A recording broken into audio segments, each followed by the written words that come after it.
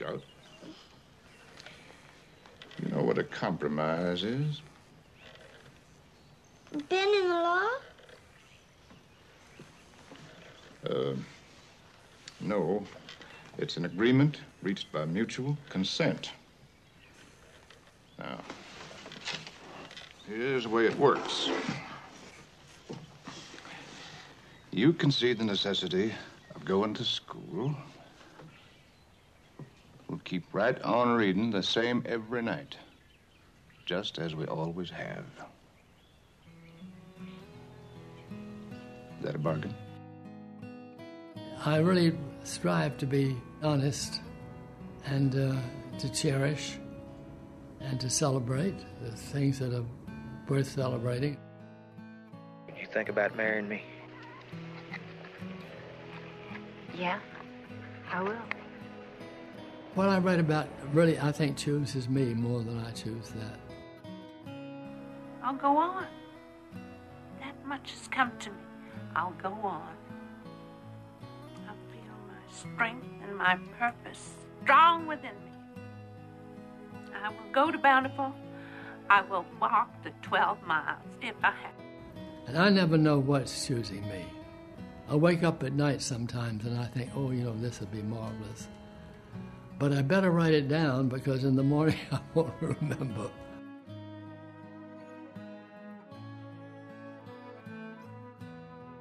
I was so determined to be an actor, and I wanted to be a quality actor. I just didn't want to be a personality. And we had started a company called the American Actors Company, and we had a little place over a garage. There was no off-Broadway in those days, but we were doing plays there. And to work on them, we began to do improvisations about our sections of the country. And Agnes DeMille, I don't know why, because later on she did a play with us, maybe that's why, came down and watched these exercises. And she took me aside and she said, "Have you ever thought about writing?" And I said, "No, ma'am, I never have." And she said, "Well, I think you should. I think you have interesting material." I said, "Well, what do I write about?" She said, "What you know."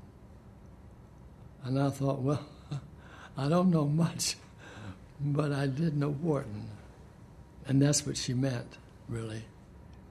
So I wrote a one-act play called Wharton Dance, and didn't have sense enough to know that you shouldn't name real people in the play and have them do things that maybe their mother and father wouldn't approve of. But I was trying to be truthful. I was told that was a great thing you should do as a writer. Taught me a great lesson, because I meant no one any harm. I don't use real names anymore, and I don't use the name of my town anymore.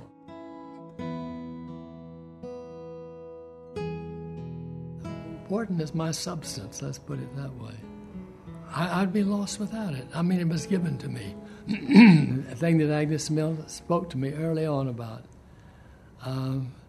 Because as a child, I realize now that people who were dead many years became more real to me than people that I knew, because of the way that they were talked about and presented, and the sense of drama that some of these old-timers had when they would recount and tell tales. And I mean, I was reminded of a cousin, I forget, maybe a fourth cousin, whatever. But I met her in New York, and she had been raised in Missouri. And she said to me, "You know, I learned early on to spell the word. My first word that I learned to spell, to understand, was plain. Because when I would come into a room, from the time I was this high, I would hear people say, 'Isn't it too bad she's so P-L-I-N?' And I thought, well, that's a gift. Because she did a lot with that. Starting out with that, she became a well-known New York lady who had an interesting life and was very handsome. But to some eyes, she would be P-L-I-N, and she never gotten over it, you know. there was still a little soreness there. She could laugh about it.